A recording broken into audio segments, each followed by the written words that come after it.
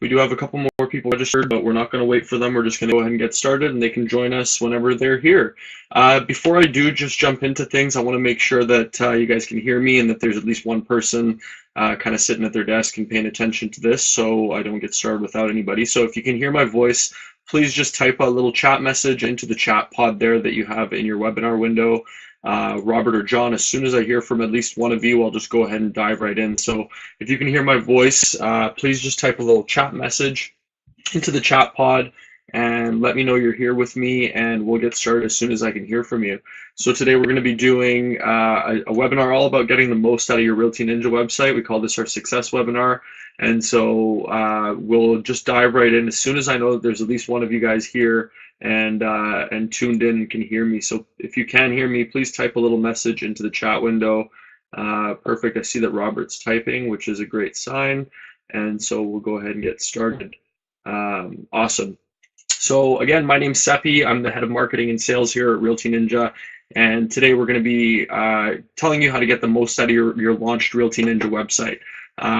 Technically, you know, this is a good webinar for anybody with a real estate website, whether it's a RealtyNinja site or otherwise, because the tactics we're going to be talking about and the strategies can apply to anybody.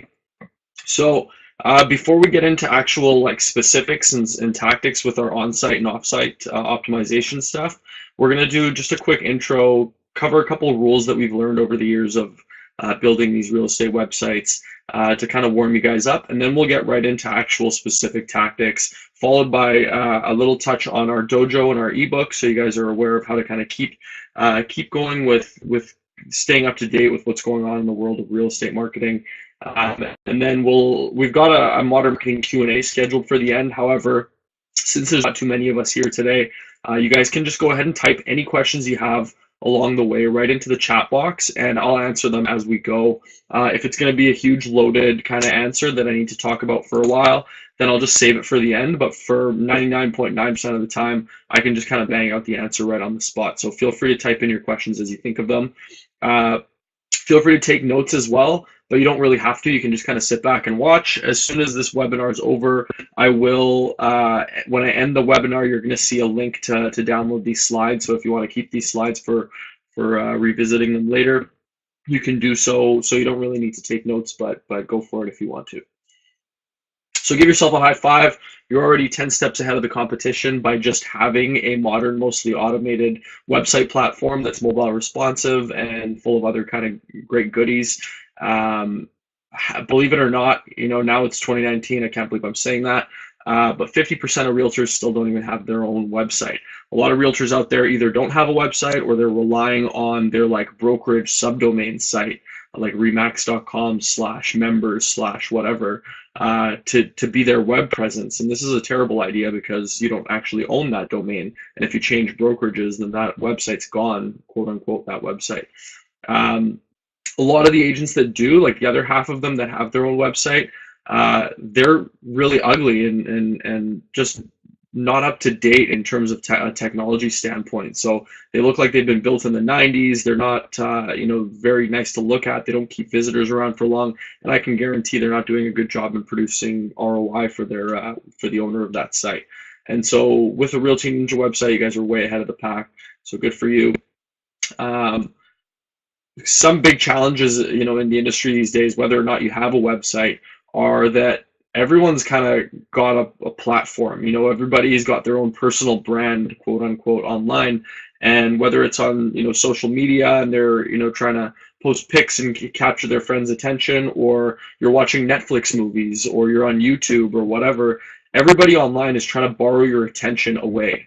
Whether it's big companies, individuals, their dog, you know, that has their own Instagram profile, everybody's kind of out there and is publishing content.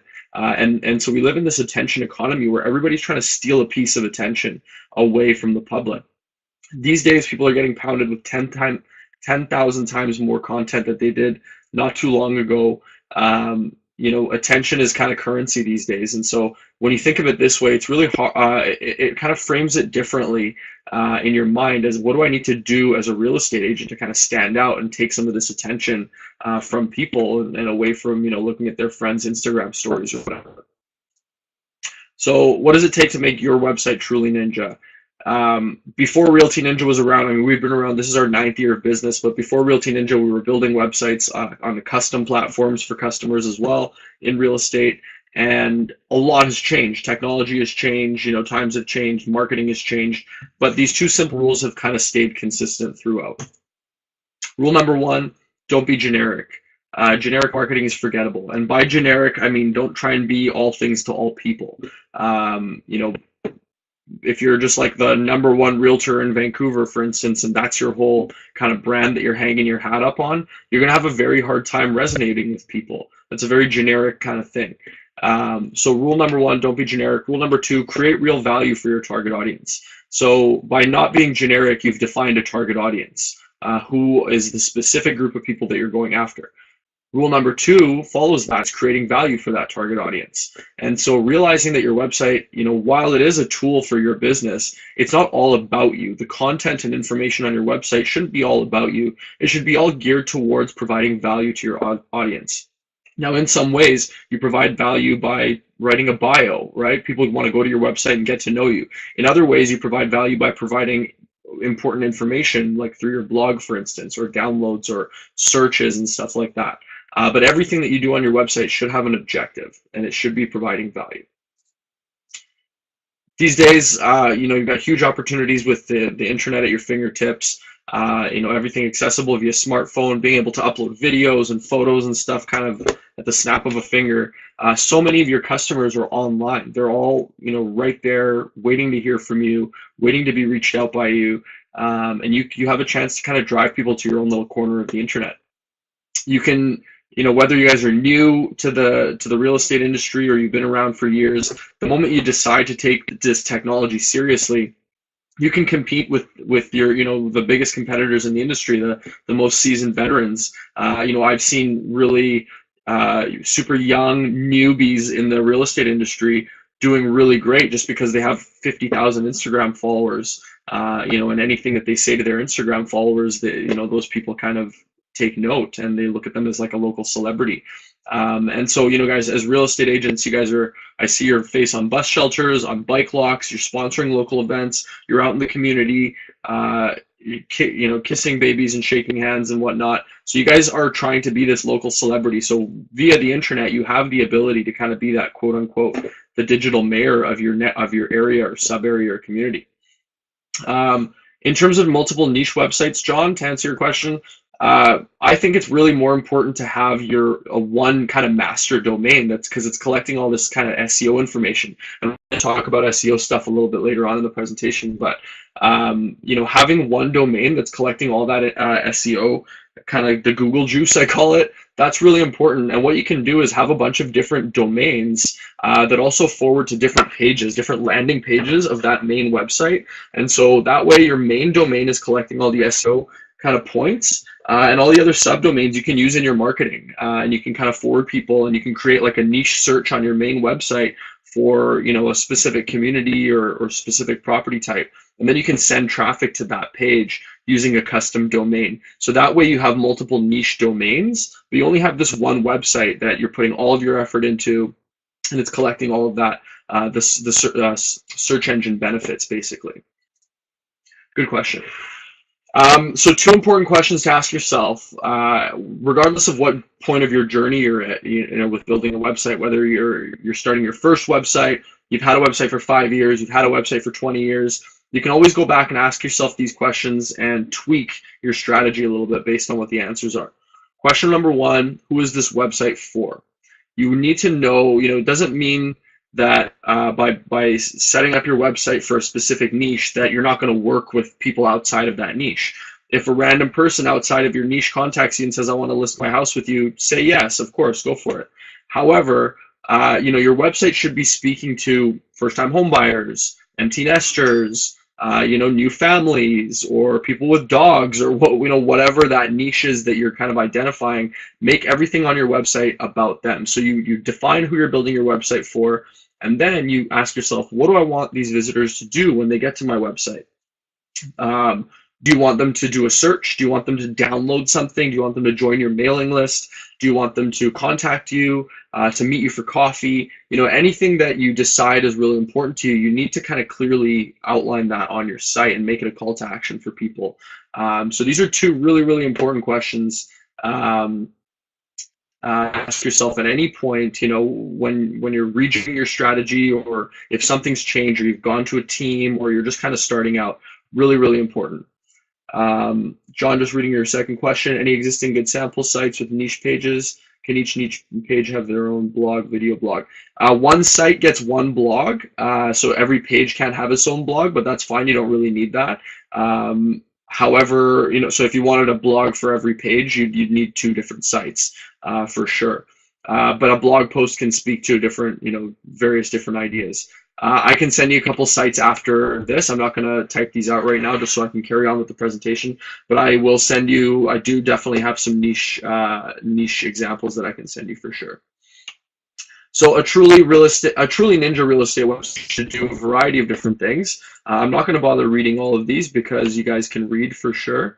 And what I do want to do is highlight a few of these that I think are really, really important. So the first one is creating trust with your audience, breaking through the digital barrier. So you have this opportunity through your website to actually build trust, which we all know in real estate is one of the kind of most important components. It's a very emotionally charged industry, you know, really, really big transactions, low frequency. And so people really need to feel that trust with you if they're going to work with you, if they're going to choose, you know, you to be their agent, to work with. And so there's a lot of ways that you can build trust through your site. You can show your previously sold listings. You can show any awards or accolades you've earned over the years. You can write a bio that highlights why you do this and why you're, you know, your experience and your education and all that kind of stuff.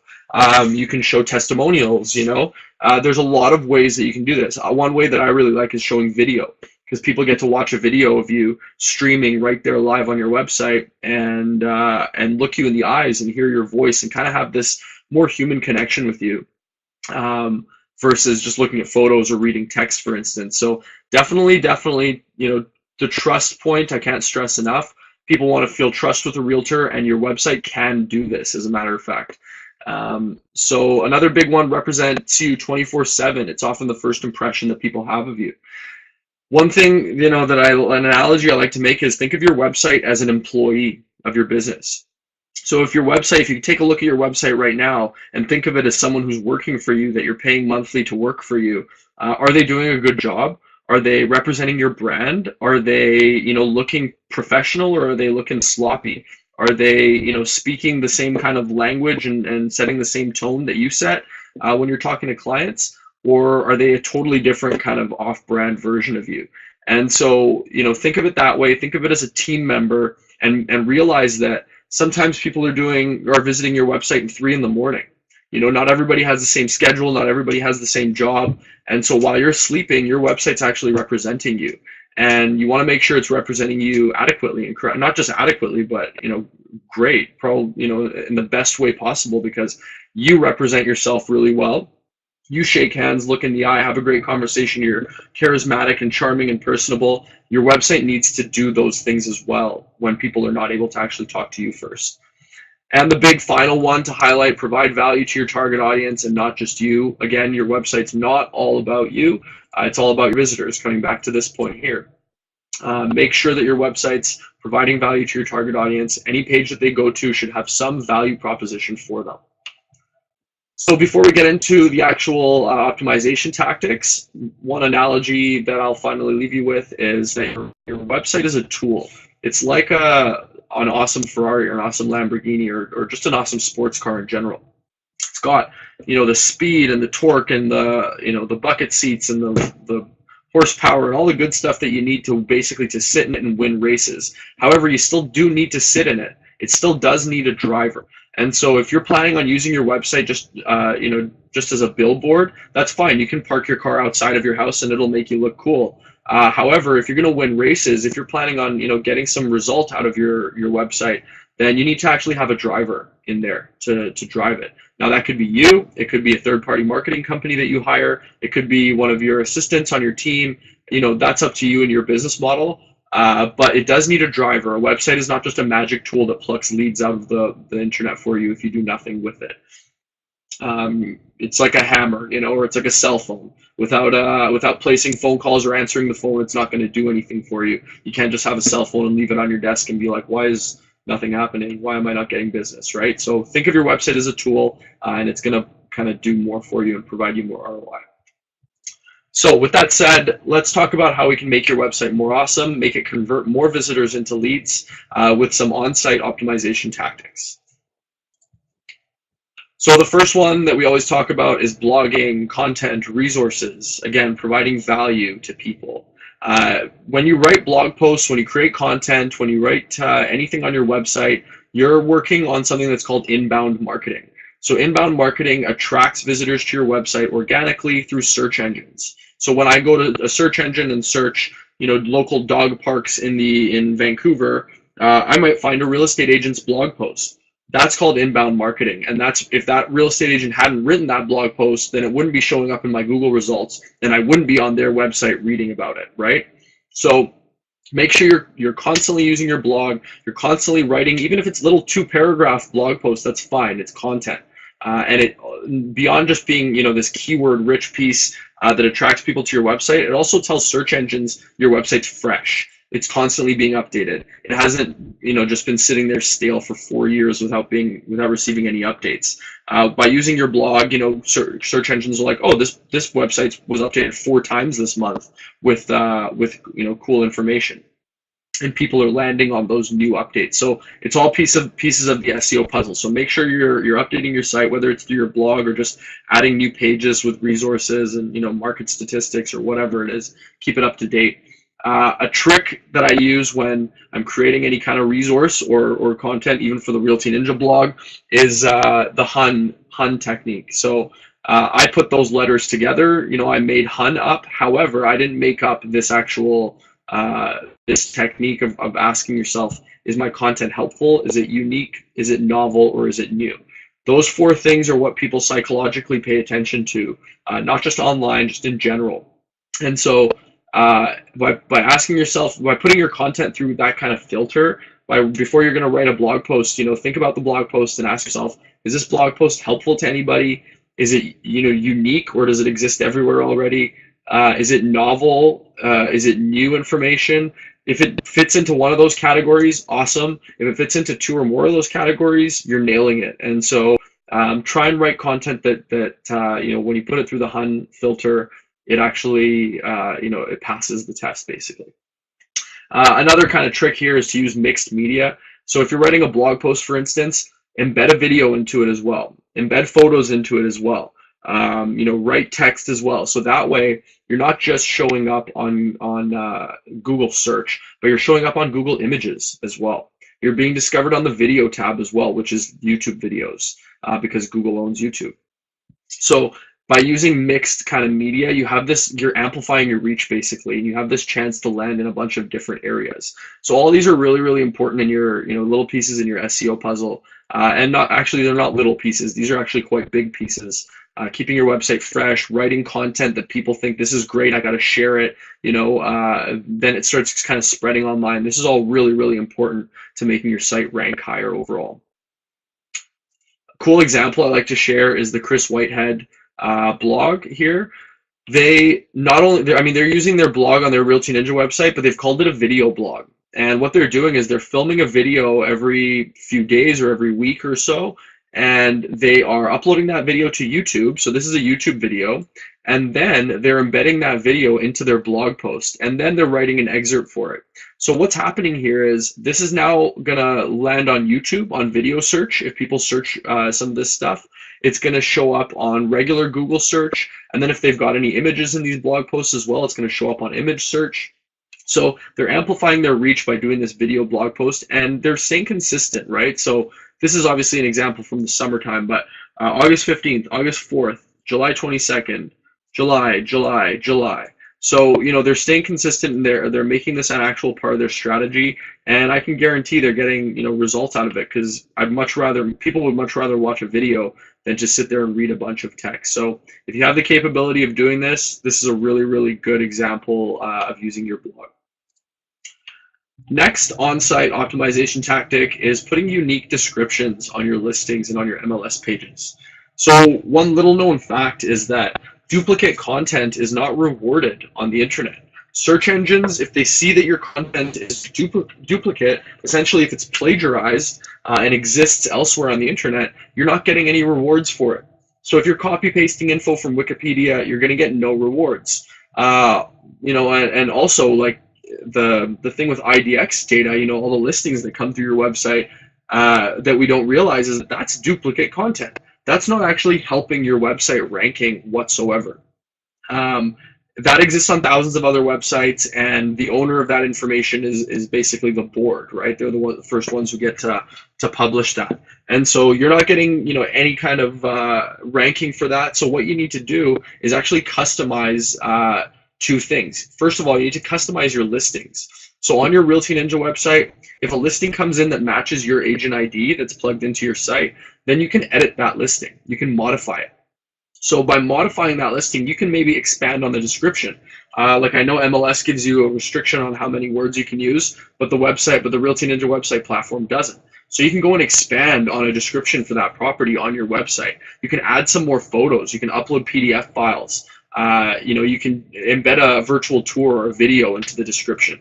So you can make it unique on your site. Now by doing that, your listing is the only unique version of that listing for that address on the internet. Now you're going to get rewards for that because you're the only one with that content. Now it's an actual piece of content and it's not just data coming through a feed that search engines don't care about. So really, really important. Every time you get your own listing, you post it into MLS, it automatically gets forwarded to your RealtyNinja website. Now log into your RealtyNinja website and edit that listing. Add more description, add a couple more photos, embed a video. Now that listing, once you save it, is unique to your site, and you're going to start getting SEO boosts for it. Another thing to do, another way to customize and to get some SEO benefits is on your niche search pages. So let's say, I live in North Vancouver in BC, and there's a community here called Lower Lonsdale. So let's say I want to create a Lower Lonsdale condos page on my website that's just showing condos in the Lower Lonsdale area.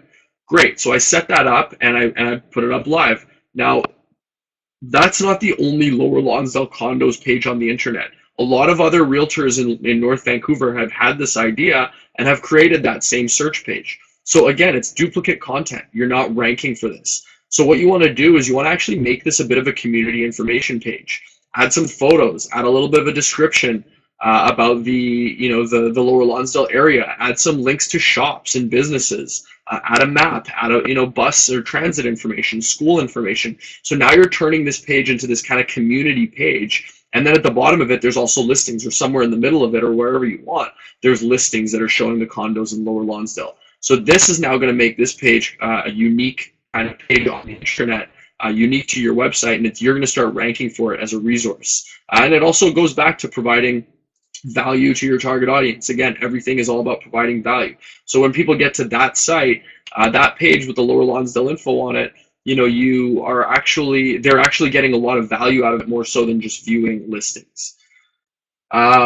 Just reading your question here, John. Can you set up niche searches by drawing a polygon shape yourself in a map, or are you limited to what MLS calls neighborhoods? There is no, we don't have a polygon drawing tool, so you're definitely limited to what the MLS calls the neighborhood. So you're limited to neighborhoods, property size, like square footage, property type, bedrooms, bathrooms, area, sub area, that kind of stuff. But you can't draw your own polygon. No, but you can combine other, you can do a search group, that contains Lower Lonsdale and Central Lonsdale, for instance. So you can kind of use different sub areas to kind of create your own polygon, but you can't actually draw it. Jared, reading your question, is there a widget we can add to those community pages to pull listings in those neighborhoods? Yeah, definitely. So here's an example I'm just going to show you, Jared, see if this answers your question. This is a website for Princeton, BC. The page here I'm showing you is Princeton, BC /Princeton. And so if you go to princetonbc.com and click this communities tab here, there's a bunch of different communities that he's created. This is a realtor named Lee Mowry. And so Lee's created a bunch of different communities here underneath. And this is just an example of one of them. So feel free to go take a look at all the others. Princeton, BC, he's added a video to this page. He's got like a welcome blurb. He's even got like a weather report here embedded using a weather widget, a list of kind of shops and services, restaurants, bars, coffee houses, photos. This is great. He's got photos of the place all over. So this is a really nice, vibrant page. Then as you keep scrolling down, then you've got the widget that shows the homes for sale in Princeton. And so he's dragged and dropped that widget into this page, set up the search results to show the Princeton homes, and you got 1 to 15 of 28 results showing here. And so this is actually, beyond just being a great value or a resource for visitors, this is also a great sales format. So you're actually selling Princeton to people this way, right? Or I would be selling Lower Lonsdale to people. And then by the time they get to the listings, they're like, I love this area. I want to look at these houses now, right? So you're using it also as a sales tool, and subconsciously selling the area to people more so than just showing them listings and letting them kind of just, sell it to themselves. So yeah, this is a really great example. I didn't even include all of it. If you guys go look, it's very, very, full of information on these pages. So Lee's done a really great job. If you don't go to this level of detail, that's still fine. You guys are still kind of doing more than you'd be in the 1% by doing stuff like this. But you don't need to go as extensive as Lee's gone for necessarily. Jared, I hope that kind of answers your question. Okay, next step, on-site optimization tactic is keywords and alt tags. So there was a time when keywords were just like these code words that were tucked into the code of your website.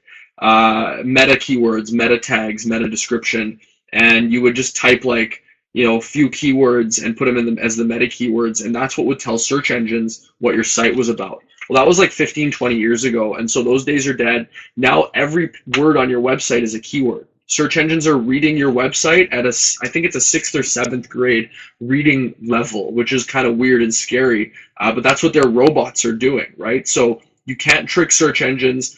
Don't try to be sneaky. You're not gonna get rewarded, and they might actually kind of your domain might suffer. They might like blacklist you in some cases and whatnot. So don't try and trick them.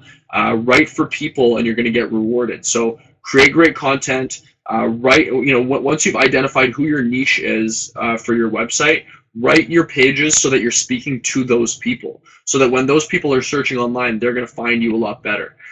Using keywords throughout your site is essential, and one great, the blog, going back to the blog again, one great thing about the blog is that you can constantly keep adding more keywords to the site. Whereas sometimes it's hard to come up with new pages to add to your site, but coming up with blog post topics is not nearly as hard, and you can write blog posts that cater to all kinds of different niches and use keywords that they're going to appreciate and they're going to be searching for, and this is really going to help your SEO rank. So definitely keep in mind, keywords are every word on your website. So go put your website through a fine-tooth comb and look at if you're using all the right keywords for your niche. Now, John, I'll answer your question in a moment here once this is done. Alt tags are keywords for your images. They stand for alternate text tags. And so basically on your RealtyNinja site, you can go and modify the alt tags for every photo. So search engines have come a long way, like I said. This is a photo of Katie Burkhardt.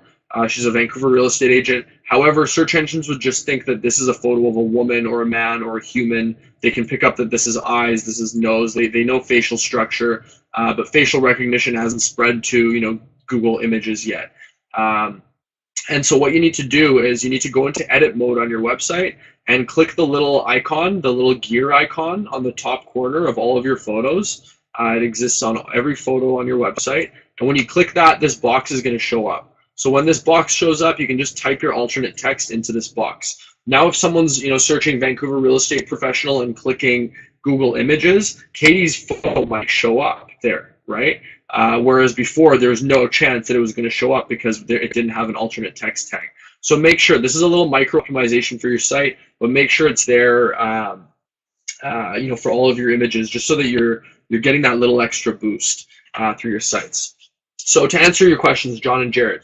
John, VOW is coming very soon. Our development team has literally been working on it through the holidays, and I think like in February it's going to be done. So that's one of like the big things. We actually wrote a blog post about sold listings on January 3rd, the day we got back to work or the day after. And that talks about the fact that we're under development. That's our -- 1 priority for the beginning of this year. It's coming as soon as possible. Our designers are mocking up how it's going to show up on sites, and so within a couple months at the most, it's going to be live on sites. I don't have a specific date yet. I just know that it's full steam ahead for our whole development team. I know that it's extremely important right now, especially with the sold listing info coming out across Canada, and so. The property is not shared by other agents. Ideally, still show up on the map, search, and user can sign in. Yeah, so you can sign in to view all that extra property info. So I don't have all the details about it, but if you keep your eyes posted on our blog, you're going to be able to see, exactly how it's going to work. I know that there's going to be a version 1, a version 2, a version 3, but we're just killing it to get version 1 out there just so that it's in your guys' hands, and then we can kind of improve it and optimize it from there. And so extra listing information, sold listing information, all that kind of stuff is going to be available to people once they sign up for an account through your site. And it's also going to give you better lead generation, another lead generation tool, and more high quality leads, because it's people who are actually willing to give their email, phone number, name, and whatnot to sign up. So yes, that's coming. No, it's not there yet, but it will be available very soon. So please keep an eye on the blog and on our social media for updates on that in the very, very near future. Jared, yes, there is a blog categorization function. You can create as many categories as you want, and you can drop different blog posts into different categories. So moving on-site optimization tactic. Next on-site optimization tactic is your bio and your testimonials. So like we said, in one of these earlier steps, your website is creating trust, right? This is a very, very important thing, not just in real estate, or not just on your website, but in real estate, in the industry as a whole. And so one major way to do this on your website is by showing your bio, showing your testimonials, introducing yourself. It's one of the big reasons why people come to your site, is to get to know who is this person behind this real estate agent, who is the human being there. Transparency is huge these days. It has been for a while, since kind of the beginning of social media. And so I'm shocked at how many times I go to a realtor's site and there's no bio information. There's no testimonial information. It blows my mind.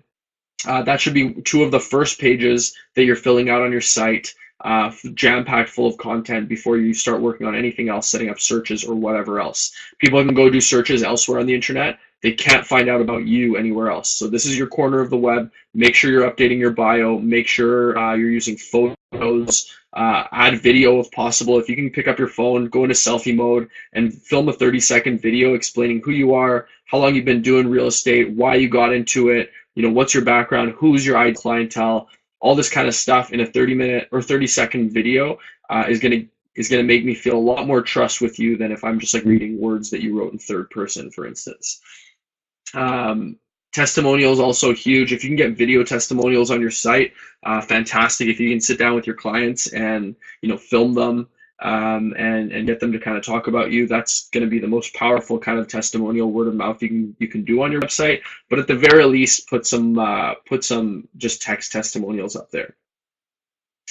Will VOW also have the option for the user to request and receive sold prices? This is recently allowed in Toronto. Yes, so sold prices, sold listings is essentially why we're jumping on the VOW train now. Some of our competitors have had VOW for 10 years, and we've just kind of always opted out of it.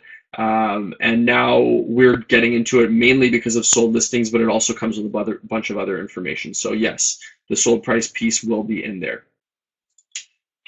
Just an example, quick example, not even the best example I've ever seen, but the Axfords using photo on their bio page, writing a little blurb of info about who they are, why they're doing this. You got your contact info here, nice smiley photos, consistent high quality images, and as you scroll down, you get to see the other people on their team as well. So, at the very least, do something like this so that people can come here and take a look at you. But, there's much more you can do. This is just kind of in my opinion, it's a bare minimum example. And last on-site optimization tactic before we get into off-site is call to actions. So call to actions are the answer to that question number 2. First thing is, what do I want, who am I building this website for? Question 2 is, what do I want these people to do when they get to my website? And so the call to actions are what speak to that question, the answer to question number 2.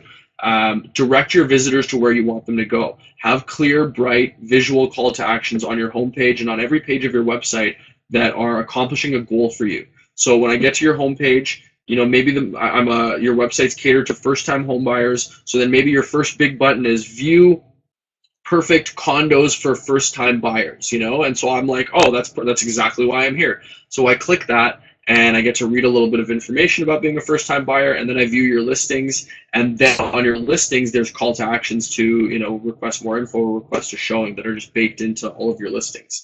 And so then I've gone down your marketing funnel and I found exactly what I need in record time, and it was really easy and painless for me. So you need to direct me where you want me to go. Don't leave me to just kind of hang around your website and browse through your whole website menu and navigation. One kind of thing that I try to tell people to stay away from is don't make your main call to action of your website just browse the MLS. People can, have that on your website. People can click it on your menu, and that's great. But browse the MLS is generic marketing, and you don't want to be generic. Generic is forgettable. You're not actually resonating with anybody by just providing a tool that they can do anywhere else on the internet, including Realtor.ca. So try to avoid making MLS search your number one kind of main call to action on your site. Instead, make it catered to them. If they're empty nesters, it's like, view perfect homes for downsizing or whatever. And then have a kind of a catered list for those people. Don't just make it an MLS search. Do a little bit more kind of refining of that, and then change that button so that it's speaking to people and send people along the funnel, right? You want to keep making the funnel smaller and smaller until they eventually provide you with contact info. So with that said, let's get into off-site optimization tactics. So, we talked about how to convert more traffic into leads, but let's talk about how to send some traffic to your awesome website. So before jumping into specific tactics, one thing you guys really need to know about SEO is that everything you do online tells search engines a story about you. And so whether that's on your website, whether that's on your brokerage site or your social media or whatever, it's all kind of connected, and search engines are intelligent. They're going to know that your Facebook page is connected to your website, for instance, or your Twitter and your Facebook are the same brand, because it just understands that kind of stuff. And so whether it's through connections or through just reading your name or connecting your websites the same there and there, so it's just going to know. So you really need to be careful about what message you're sending out there. You want to be on Google's first page, and specifically you want to be in the first 5 results on Google. The first 5 results get almost 70% of the clicks as well, and that number is always getting higher as search engine algorithms are getting better and providing better results to people. So one thing that people try to do, which they think they're being sneaky, is they try and on their website they'll talk to first-time homebuyers, for instance. On their Facebook they'll talk to empty nesters. On their Twitter they'll talk to a different demographic. On their Instagram they'll talk to a different demographic, and they think that by doing this, they're going to reach a broader kind of audience. In reality, what you're doing is you're creating this disjointed social search engine image of yourself.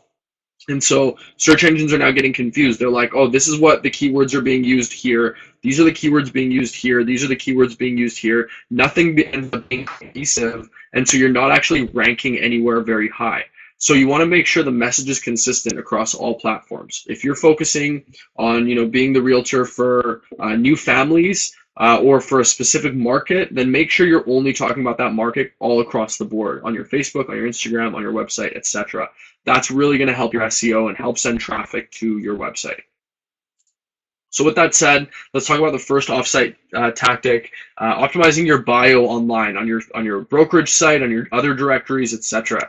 So the reason we need to do this is because backlinks are one of the most important SEO tools and tactics, or signals rather, I should say. They're called SEO signals. And so backlinks are the biggest SEO signal, one of the biggest ones out there. A backlink is when anybody links back to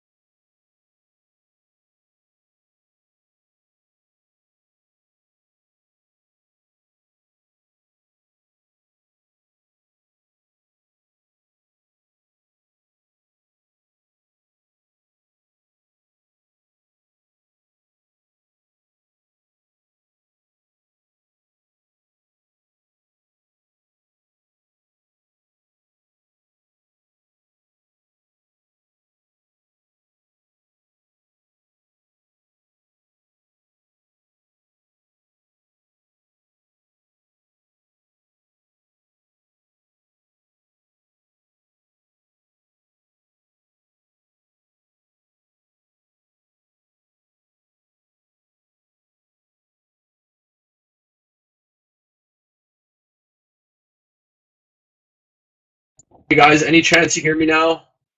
That all cut out for me. I just got kicked out of my own webinar. Am I back here? Okay, perfect. Yeah, the whole thing's being recorded, so you guys can actually get a recording of this as well. I started talking about backlinks. I don't know how far I got before I got kicked out, so I'm just going to kind of briefly recap.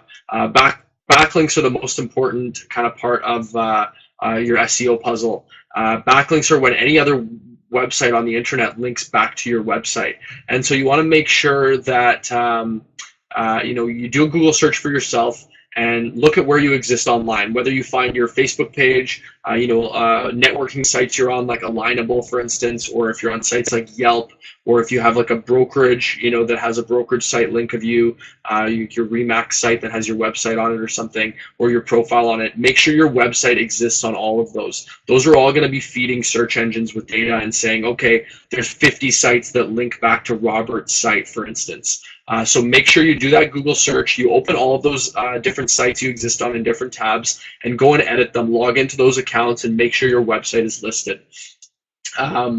Also, I was saying that if you guys have partners that you work with, like mortgage brokers, home staging professionals, plumbers, etc., get a link to your site on their site, and then provide, reciprocate. Create a partners page on your website, and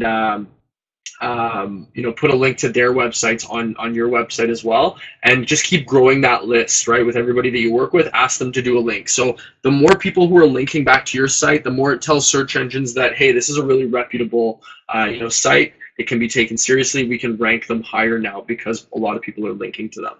Another great tactic that I like to use is writing guest blogs for people. So, if there's a really popular blog in your area, like in Vancouver, there's one called Daily Hive. So if you could become a guest blogger for the Daily Hive, they've got a reach of millions of people. And so, if you're like the realtor that's writing articles for them, in that article, you can link back to your website, whether it's from the body of the article or at the footer where it has your bio, for instance. You can always link back to your own website. So this is providing you with a much more reputable backlink. It's getting you more points because of how reputable that Daily Hive, that big blog is. And so, it's going to say, okay, this isn't just a local plumber that's linking back to Jared's website. It's this huge kind of publishing company, that's been around for years and that gets 2 million or 5 million hits a month is now linking back to Jared's website. So that's a really good tactic for getting out there on popular sites, is actually going out and guest blogging, writing articles for people, and getting them to publish them on their blogs for you. So next on site, or actually here's just a quick example of like Craig Veroni's Facebook page where he's just got his website listed. And so, at the very, very bare minimum, you want to make sure and you go and have your website listed on your social media platforms, right? So that's at least on those. If you're not doing guest blogging or whatever, again, a micro optimization, but really important to just kind of have that. Next offsite optimization tactic is social media publishing and engagement. So I've been working, in social media marketing for years, since 2009, and a lot of the tools have changed, a lot of the tactics and strategies have changed, but one thing has remained consistent is that it's kind of stands on these two legs: social media marketing. Leg number one is publishing, and leg number two is engagement. And so, as realtors, you guys are getting listing photos, you're doing videos, you're getting listings, your listings are content. So you always have stuff to share on social media. So you're never going to, the well's never going to run dry in that regards. So feel free to publish stuff regularly for sure. If you sell a listing, post it as a sold, etc. However, don't forget the engagement piece. So when you're publishing something, what you're hoping that happens is people are going to come and engage with that content.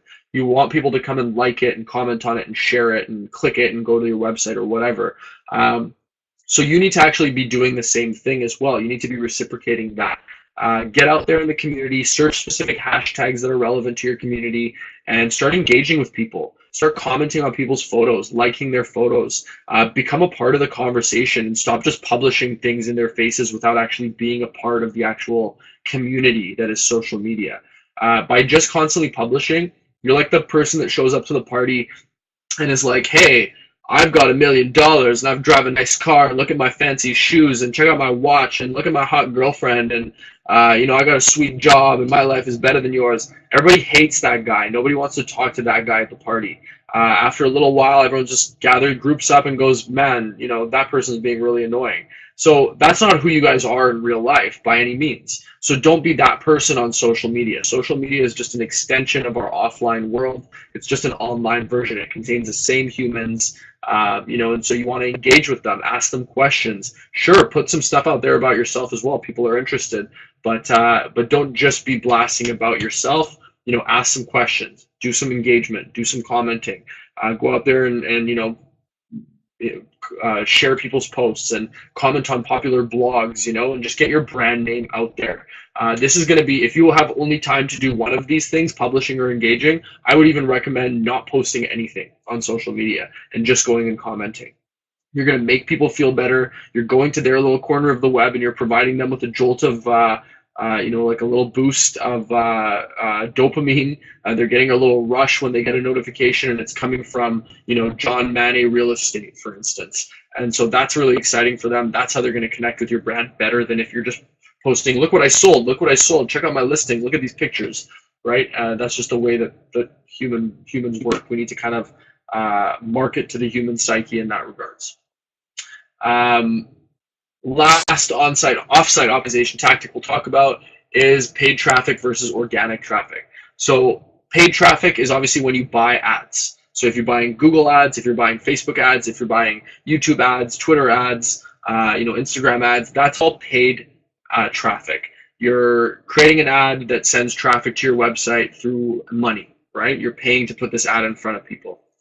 Organic traffic is when your content is just doing great. So when you post something on Facebook and people care about it and they're sharing it, you know, and they're commenting on it, and then social media algorithms are showing it higher up on people's feeds because it seems that people seem to care about this content. So it's popular. So that's organic traffic. So people who are just finding it without you having spent a dime on these ads, and it's sending people to your website because people are actually interested. They're clicking on these things.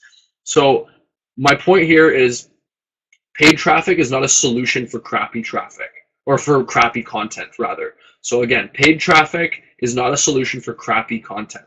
So if your content sucks, if it's not performing well organically, don't just dump $200 into it and be like, now it's going to do great, because it doesn't actually, it didn't change the content by throwing $200 into it. It didn't change the value proposition of what that, you know, content was.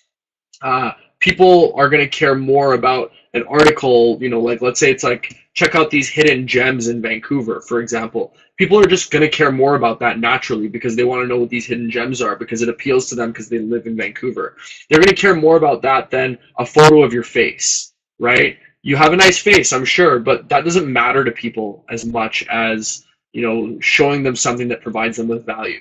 So a good test before you start advertising and dumping money into your ads is, let's say you write a blog post and you share it on your Facebook page. See how that blog post's doing, okay, organically, without putting any money into it.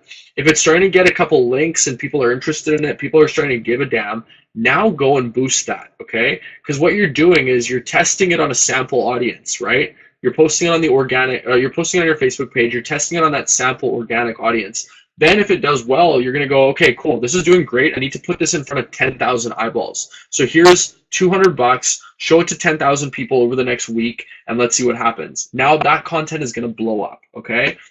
If you post a photo of your face as an ad, you know, your friends might like it because you're going to be like, oh, nice pic, Robert, great, oh, awesome new headshot. But other than that, people really aren't going to care that much. If it starts showing up as a sponsored post on people's feeds all across, you know, your city, people are going to be like, who's this guy? Like, hide, you know, and they're going to report your ad and they're going to say, I don't want to see this. And so your ad's going to start losing its relevance score. It's going to start wasting you money, and it's not going to earn you any results, right? So, you know, posting your ad up on a billboard in town, it's got a different impact. You know, your bus shelter ads, they have a different impact. They're for branding purposes. They're to connect people to connect you to a community in people's minds, right? If they see you all the way up Lonsdale, every bus stop is a photo of you. They're going to be like, oh, this must be the realtor to use on Lonsdale. That's just the connection we make. Social media and online ads are different. The point of them is not to look at them. It's to click them and take us somewhere, right? It's that's why Amazon does so great. It's because their ads take me to that product and I can buy that product now. It's not so that I can look at it and go, oh, cool, like Amazon's the place where I can get water purifiers or whatever, right? That's not their point, is not just to enhance their brand, it's to sell products. So for you guys, that you got to think about, what is my purpose of these ads? I want them to click the ad, go to my website, and potentially become a lead, potentially work with me someday down in the future. So Linda, if she posts this ad on Facebook, chances are nobody's going to click this. And if people do, they're going to click it, they're going to get to her website and be like, why am I even here? And they're going to leave. There's no purpose behind this. There's no, value proposition here. So this might do well in public, but it's not going to do well online. So keep that in mind. I don't want to see you guys wasting your money on online ads that are not providing you with results. So that's it in terms of online and offline optimization tactics. The biggest kind of overall strategy is to stay consistent. This is a multi-year process. It's a multi-month process at the very least. Nothing's going to happen on day one. Nothing's going to happen at the end of week one. You kind of need to stick to your guns and weave all this online stuff into the biology of the way that you're doing your marketing, and play the long game. When you guys decided to be realtors, you didn't say, I'm going to be a realtor, and then if I don't sell a listing in a month, I'm going to go be a bartender. You decided to stick it out. And you might not sell anything in the first month. You might not sell anything in the second month, and then you might get 2 deals in month 3. But it's you got to be dedicated. You got to be willing to play the long game and outlast the competition. John, no, the site is RealtyNinja. So RealtyNinja is the software. We built the software, but it's completely not custom built. It's using our own IDX. We're integrated with all the boards, so it's a RealtyNinja website. And maybe, John, you might want to join the demo webinar if you don't have your own RealtyNinja site, because the demo webinar will go into more detail in terms of like what the site can do, showing you actual, sign up process for the site, and going through like the elements of the site, like listing management, editing a site, drag and drop widgets, the support, the onboarding wizard, all that kind of stuff. So you might be, if you don't have a RealtyNinja site already, that might be a webinar for you. So with that said, I'm just posting a link for you. It's at the very top of that page, John. So with all that said, guys, you can continue your kind of education in our blog, The Dojo, and through our 3-part ebook, which has been getting rave reviews. Part 3 just came out late last year, so it's now a complete set. You can download that at realtyninja.com/downloads. It was mostly all written by myself and a little bit with the co-founder of RealtyNinja, Raman. And then the dojo is pretty much always written by me. If you haven't already subscribed, then please make sure you read and subscribe to the blog. I can guarantee you I'm not sending you a bunch of spam crap. It's always just going to be articles and relevant stuff to kind of making you guys better. We're invested in your success as real estate agents. If you guys succeed, then we succeed. So, and this is also a testament that we're drinking our own Kool-Aid. I'm not just here standing on my podium telling you guys to blog and provide value, but we're actually out there and we're doing that. We're trying to do that every day by creating new blog posts and, creating new kind of pieces of content that provide value to realtors. So yeah, please go ahead and subscribe and download. And if you have any questions, feel free to dump them on me now. Otherwise, if there's no questions, let me know and I'll end the event. And then you guys can download these slides. And I really appreciate all you guys' great questions all the way throughout. I thought that was really helpful. And so sorry about it cutting out like that. That was brutal. Thanks for staying here while it cut out. I had a little mini heart attack. Thank you, Robert. Okay, cool. So there's no questions. We've already gone 10 minutes over. No problem, Jared. I'm going to go ahead and end the event. You guys have an awesome day. And John, I'll be in touch with an email with those examples for you. Cheers, guys.